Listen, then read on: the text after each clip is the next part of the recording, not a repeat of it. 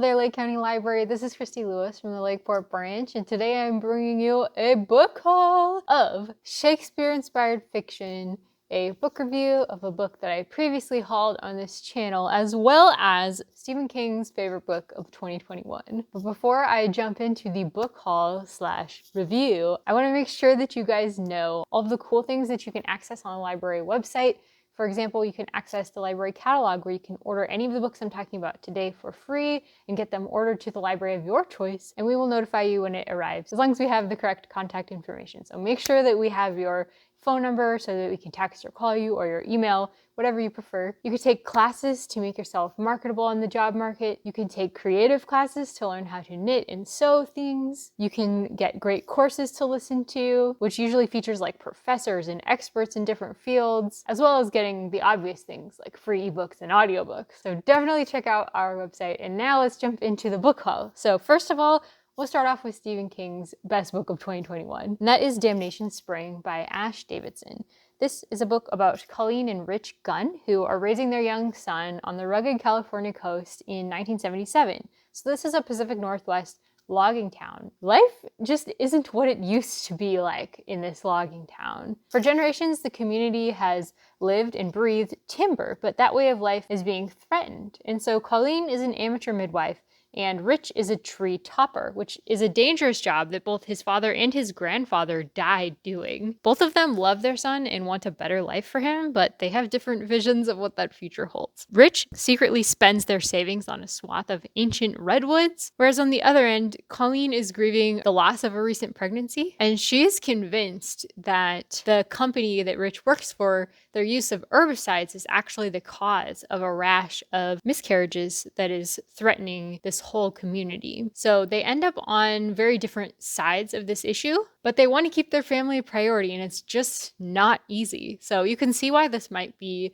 one of Stephen King's favorites, because he's often writing about small town, rural folk in the country who are just trying to survive. And that's really what this book is about. And apparently it's really gorgeously written as well. It was also named the best book of 2021 by Newsweek, the San Francisco Chronicle, the Washington Post, LA Times, Amazon, Kirkus, and Bookpage. So if Damnation Spring sounds good to you, you can check it out for free down below. It is also available as a book on CD, ebook, or an audiobook, and it was published by Scribner in 2021. Next, we have All's Well by Mona Awad. This is a book that's celebrating a Shakespeare play. I just enjoyed The Tempest by Shakespeare, which is great. It's about a literal tempest where a couple ships are blown onto an island, a deserted island, and they end up meeting somebody who was exiled there from a million years ago. There's like magic and a monster, and there's creatures, and it's so magical. And somebody had recommended that I try Hag-seed by Margaret Atwood, which is a retelling, or at least a Shakespeare-inspired book about The Tempest. So we do have copies of The Tempest and Hag-seed, so I'll talk about Hag-seed in a minute. But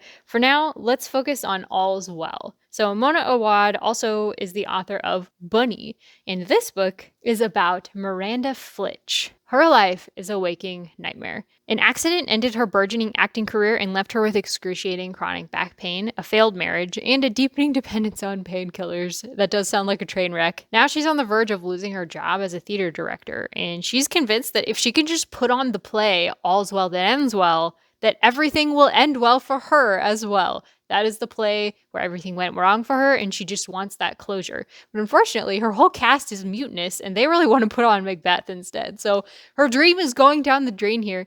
And then suddenly, there's three strange benefactors who promise her a tantalizing future. But at what cost? So I don't know if this is also kind of magical. Like, Shakespeare often will have something kind of magical happening in his plots, and it sounds like this might also be like that. This novel has a lot of buzz on the bookish areas of YouTube. A lot of my friends and people that I watch have been talking about it. I just wanted to mention that one reviewer mentioned that reading this actually made her focus more on her chronic pain and sort of heightened her pain. So I just wanted to mention that in case that could be a worry for you. But in general, it seems like people are enjoying it. So there you have it. And like most modern novels, I should also add that this book does have a message. The description calls it a potent, subversive novel with a formidable and piercingly funny indictment of our collective refusal to witness and believe in female pain. So that might be why the reviewer couldn't handle it. The focus on pain is strong in this one. but it does sound like a disastrously good time. So if All's Well sounds good to you, you could check it out down below for free. It's also available as an ebook, an audiobook, or a book on CD,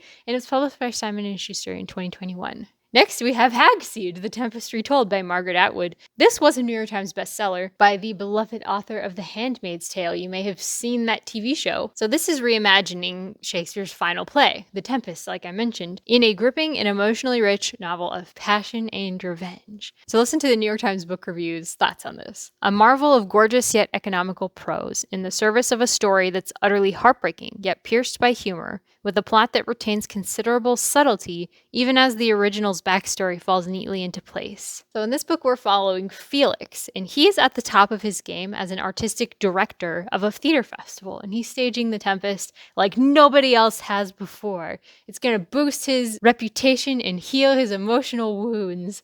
And then, in act of unforeseen treachery, very Shakespearean, right? He is living in exile in a backwoods hovel, haunted by memories of his beloved lost daughter Miranda, and of course, he is brewing revenge in the shape of a theater course at a nearby prison.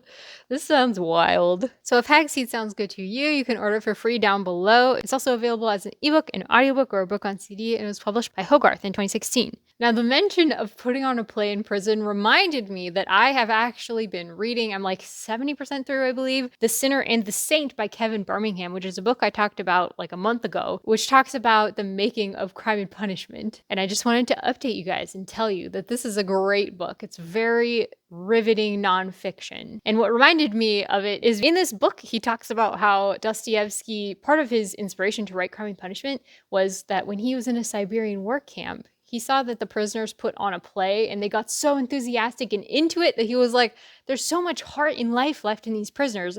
I really need to write something that shows that. He really connected with them in that moment. And you definitely see that in Crime and Punishment. I've never definitely connected with a murderous character so much before. So The Sinner and the Saint is very gripping. I think it could be a great introduction for anybody who is looking to learn about the life of Dostoevsky, at least up to the point when he wrote Crime and Punishment, which was the first of his like master novels. But if you haven't read Crime and Punishment yet, I would say wait until you have, because there's spoilers everywhere. Not that spoilers really ruin Crime and Punishment, like it's kind of hard to ruin, honestly, but I think it's best to go into Crime and Punishment without knowing too much about it. Anyways, it's pretty accessible because you can also listen to it on audiobook, which is how I've been enjoying it. I have read a different biography that is also available through the library called A Writer in His Time, and that is actually the one that I would recommend if you want like the best overview of Dostoevsky's writing, because he's not only writing an introduction to Dostoevsky's life, and it's like a condensed version of a 5-volume biography.